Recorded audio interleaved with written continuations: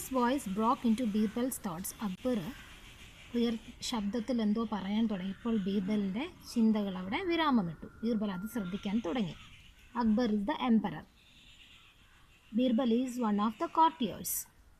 An envoy from His Majesty the ruler of Kabul has graced our court. Akbar എന്ത് പറഞ്ഞു തുടങ്ങി? ഒരു envoy എന്ന് പറഞ്ഞാൽ ഡിപ്ലോമാറ്റായിട്ടുള്ള ഉയർന്ന സ്ഥാനം അലങ്കരിക്കുന്ന ഒഫീഷ്യലായിട്ടുള്ള മറ്റ് രാജ്യത്തിൻ്റെ ഒരു പ്രതിനിധി നമ്മുടെ രാജ്യത്തേക്ക് വന്നിട്ടുണ്ട്. അദ്ദേഹം റൂളറാണ് കാബൂൾ എന്ന സ്ഥലത്തെ. has graced our court means he had come or he has come into our court and blessed and graced us with his presence.